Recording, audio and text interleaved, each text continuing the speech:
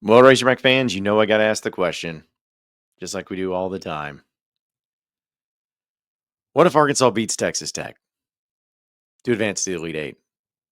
Let's talk about on today's Locked On Razorbacks podcast.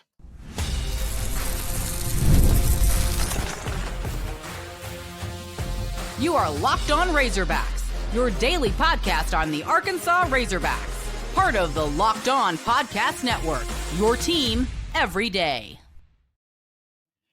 And welcome into Locked On Razorbacks podcast. I am your host, John Neighbors. I am also the host of Inside Arkansas Live, which you can catch every weekday starting at noon on Inside Arkansas and InsideArkansas.com. It's officially game day, ladies and gentlemen. The Razorbacks will be taking on Texas Tech today.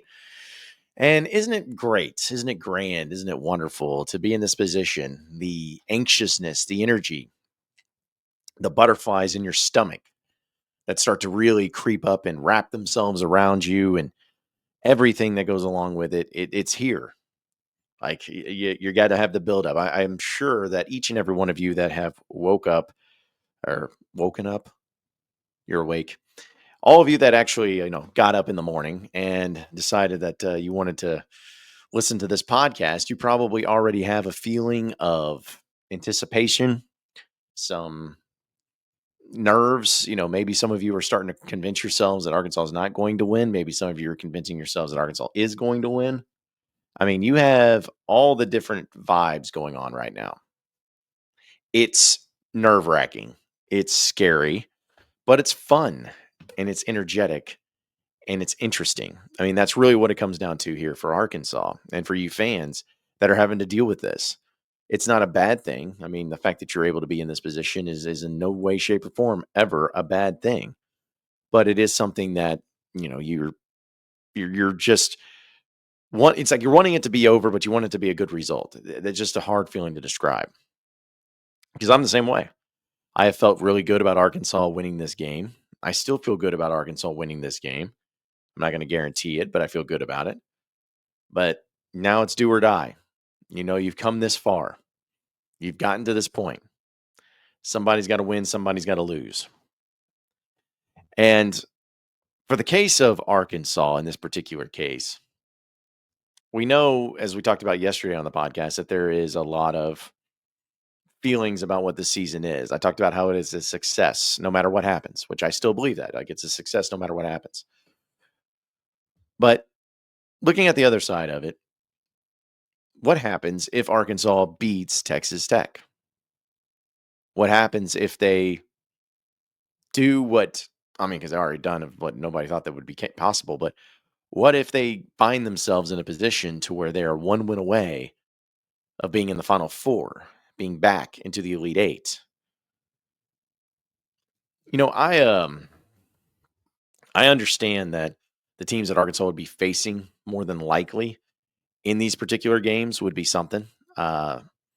Whether it's Texas Tech, but of course, assuming they win that one, looking at Florida, looking at Maryland, if they get to that point, we can cross that bridge when they get there and talk about those matchups and whatever it could be.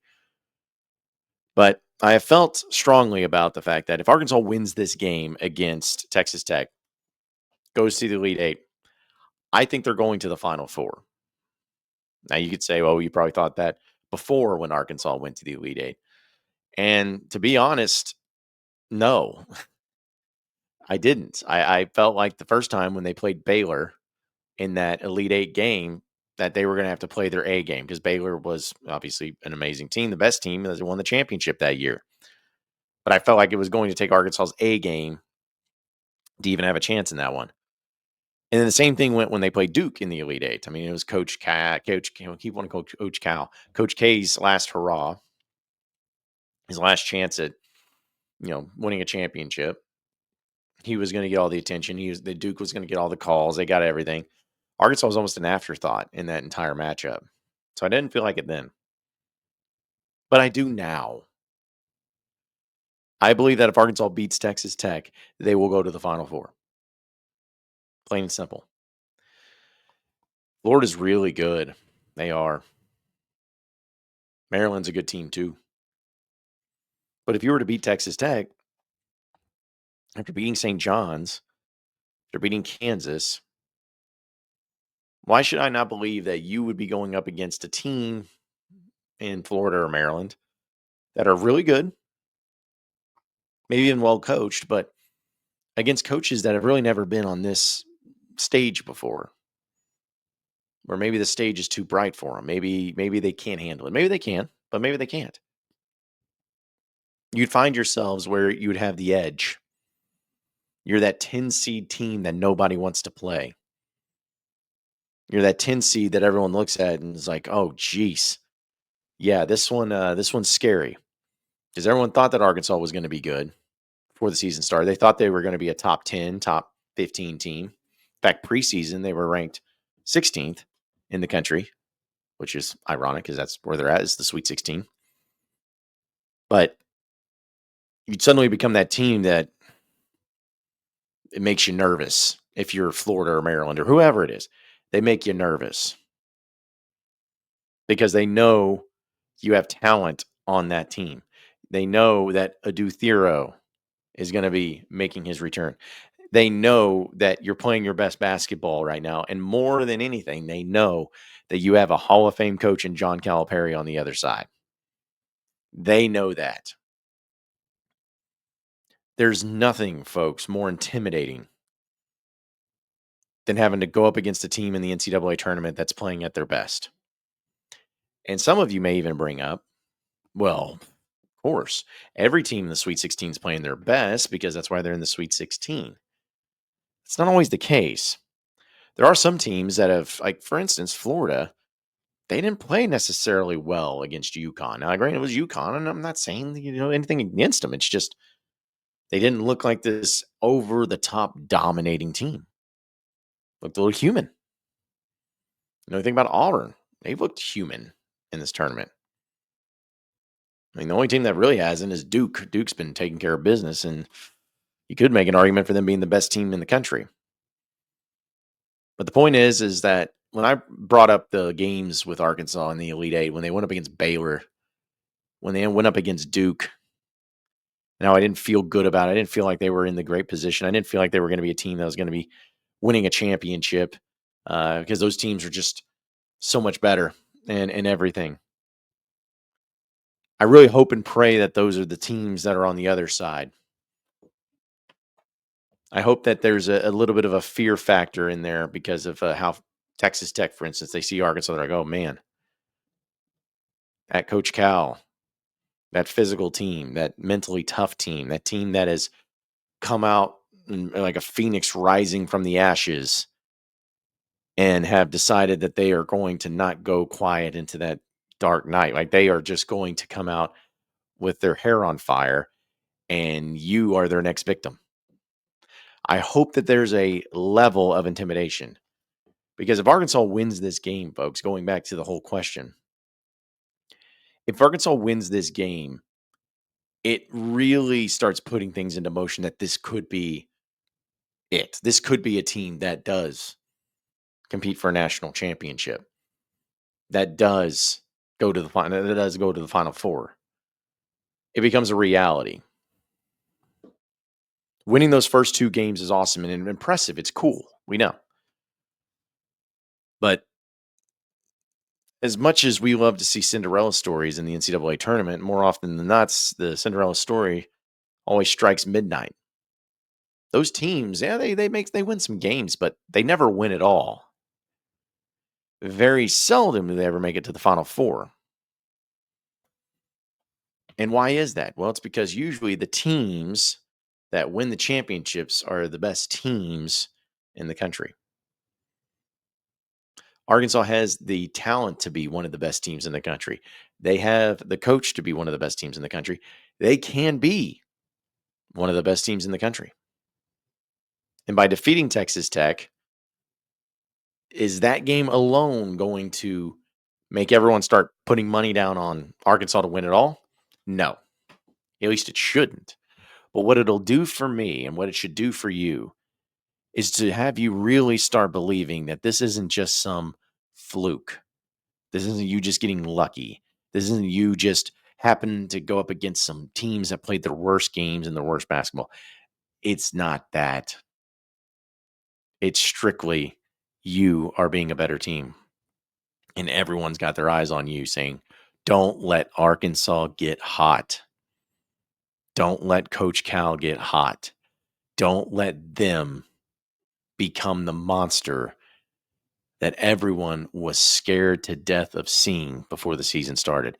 Don't let them do that, because the second that they become that is when they become the best team in the country. And this team could realistically win a national championship.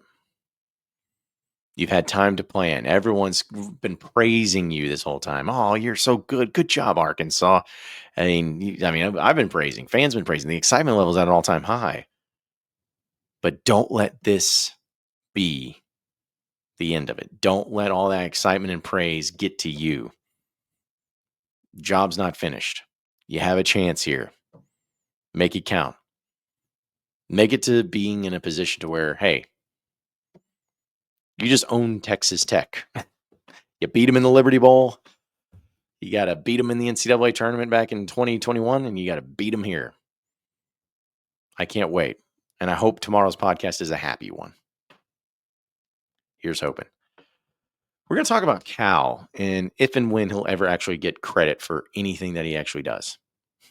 We'll talk about it here in a second. So stay with us on the Locked On Razorbacks podcast. All right, Razorback fans, I'm here to tell you about our friends over at Supply House. Get the supplies you need from the site made for the skilled trade. Supply House. Whether you're in the plumbing, HVAC, or electrical work, Supply House is the reliable way to order your products online. Their easy-to-use website is packed with helpful resources and the latest product info to help you get the job done right. Plus, with a complete inventory of over 200,000 parts from 400 top plus brands, you'll find exactly what you need, delivering fast from coast to coast. Need help with an order? Supply House offers expert support and industry-leading service, so you'll always have a chance to talk to a real person. And for trade pros looking for an extra edge, their free trade master program offers exclusive perks like a dedicated phone line, free shipping, and discounts for every order. Thousands of skilled professionals are already taking advantage, and now it's your turn. Join the Trade Master program today at supplyhouse.com/TM and start ordering plumbing, HVAC, and electrical supplies with just a few clicks. Plus, use promo code SH5 for 5% off your very first order. That's supplyhouse.com.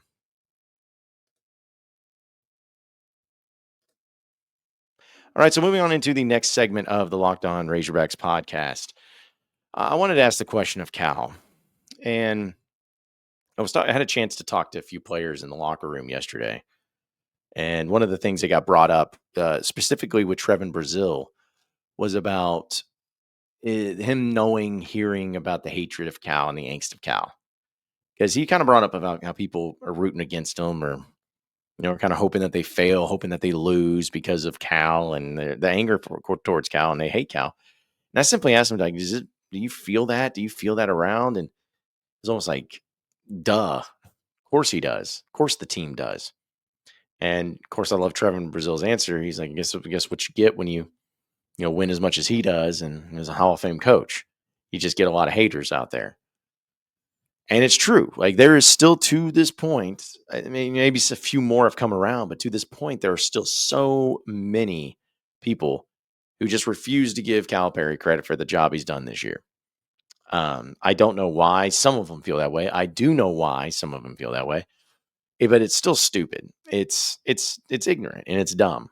If anybody can look at what the job that Cal has done this year and not sit there and say, hey, let's just at least give this man his credit, let's give him his flowers, then they're strictly just blinded by their hatred for him, which is just so weird and unhealthy. But the question becomes is, will he ever get credit? Like, at what point does he get credit? If he beats Texas Tech, will he get credit for the year? If he gets to the Final Four, will he get credit? Well, how I look at it is that even if he wins this game against Texas Tech, again, you may have some that get to that point, but there's still going to be plenty of people that really hate the fact that Cal is succeeding, and they're going to hate on Arkansas, and they're going to hate on Cal, and just be like, oh, well, it's not about that. It's about Texas Tech not playing well. It's about, Arkansas just getting lucky and getting hot. It's about the matchups. There's just so many excuses that are going to be made. It's going to be disgusting. It's going to be ridiculous and just so much to have to deal with. But I truly believe that, you're not going to please everybody. But even if you got to being in the national championship, if Cal won a national championship this year at Arkansas, there would still be so many people that would be, trying to tear it down somehow, trying to say it's bad for college basketball or it was bad for, whoever. It's just going to be that way. But, I was someone who, when Cal was not at Arkansas, hated him. Like, I mean, I've talked about this. I've gone on record about this. I did not like Cal.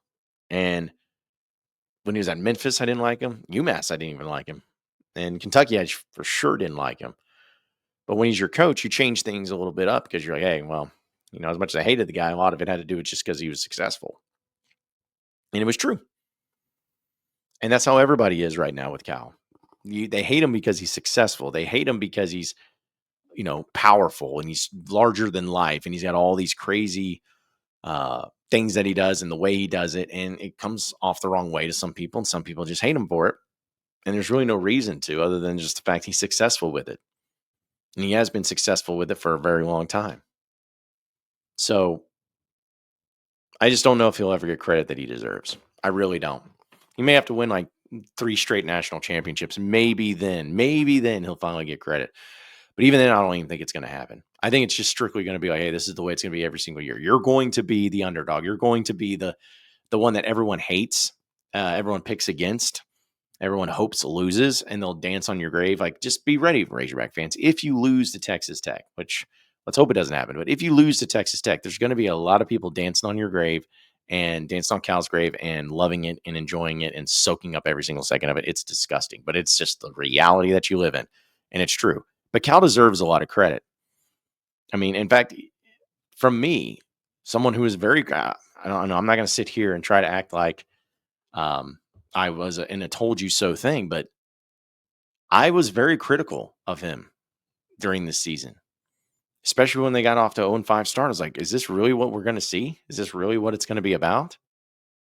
I mean, is the Kentucky fans really going to be right about this? I felt that way, and I'm glad I was wrong. I'm glad I waited it out. I'm glad I wanted to see where it all went down, because right now you're in a great spot.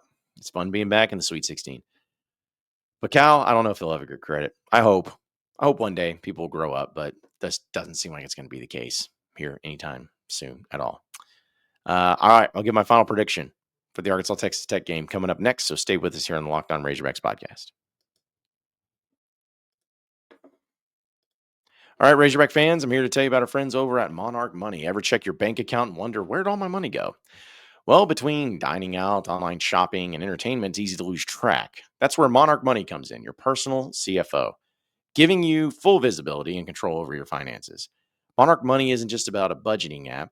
It's a complete financial command center. You can track all of your accounts, investments, and spending all in one place. So you stop just managing your money and start building your wealth. When I started using Monarch Money, I realized how much I was spending on food delivery, for instance, and now I budget a lot smarter and I save a lot more. Instead of juggling multiple apps, you can use Monarch to check your finances, track spending, and even plan long-term goals. Managing money with your partner is smoother than ever. You can track shared and personal accounts, set goals, and stay on the same page without all the crazy stress. So take control of your finances with Monarch Money. Use code LOCKEDONCollege at monarchmoney.com for 50% off your first year. That's monarchmoney.com, code LOCKEDONCollege for half off your very first year. All right, so moving on into the final segment of the Locked On Razorbacks podcast. Final predictions for Arkansas and Texas Tech. Well, I've been saying that Arkansas is going to win this game, so it'd be kind of dumb if I, went against that. So maybe it was a little bit of a spoiler, but I do believe Arkansas is going to win. I think that with the way Arkansas is playing right now, and with the way that Texas is, which Texas Tech is, they're a good team, but it's going to come down to the most cliche thing ever: who makes their shots. And I truly believe that's the only way Texas Tech wins this game, is if they just get hot from three, which is they're capable of. They shoot very well from the 3-point land. In fact, almost half their shots are from 3-point land, and they make them. So I I know what they're capable of. I know that they're able to go off on them. But I just believe that the physicality, I think the defense of Arkansas is going to cause some issues for them. I really do. I think it's going to hurt them a little bit in the long run. And as good of players that they have, it's going to be slow for them. And for Arkansas, I've always felt like, in fact, we talked about this on Inside Arkansas Live. I felt like this season, whenever they've gone up against a team that's really good efficiently at offense, Arkansas's always either answered the call or slowed them down. Like, look at Kentucky. Arkansas went on the road and beat Kentucky when Kentucky's offense was really good in that game, and they had been all year long, but they did better. Same thing with Bama. They lost to Bama, but they were able to get up there with their offense and make plays and kind of counter them and match them for what they were trying to do. Missouri, same way. Missouri is known for their offense, and they were able to go blow to blow for them. My point is that the teams that Arkansas went up against that were always offensively driven and had a lot of great offense, that's when it's really opened up Arkansas's offense. It's almost as weird as it is that other teams' good offense gives Arkansas's offense confidence for some reason. I don't know why. Maybe that's the case. Maybe it's not as complex or anything like that, but it is certainly weird. But I think that it's going to be the case in this particular one. Arkansas will win. It'll be a higher scoring game because I think Texas Tech is going to get some offense going. I mean, they're too good not to. But I think Arkansas is just going to – I think you're going to have a big game out of Nelly Davis. I think offensively you're going to have a big game out of him. I think that either Boogie Flynn or DJ Wagner is going to have a big game. And my little bold prediction, if you'd like to know, I think Big Z hits 2 threes in this game. Because think how great it would be if you could get Big Z going from the 3-point land. Just opening up a whole nother dynamic, a whole nother situation to where you're going to have to slow him down. And I don't know if anybody's going to be able to do that. So I think that ends up being the case. I think Arkansas, again, wins in a shootout, wins in a high-scoring game, entertaining game. It gets a little close at times, but Arkansas pulls away with a victory at the end of the day by beating Texas Tech. Final score 83-78. Razorbacks get the dub. Moving on to the Elite Eight. Man, that'll be so much fun. Again, I'm hoping so much. It'll be great. No, I know regardless if Arkansas wins or loses, it's a successful season. I get all that, but man, it would just be really, really cool and really, really nice to talk about another NCAA tournament game on this podcast. It'd be really fun. We'll see how it goes and see how it plays out. But appreciate each and every one of you listening and watching into the Locked On Razorbacks podcast. Be sure to like and subscribe to the podcast on iTunes or on Google Play. You can also get after me on Twitter at John Neighbors Show for any questions, comments, concerns that you may have.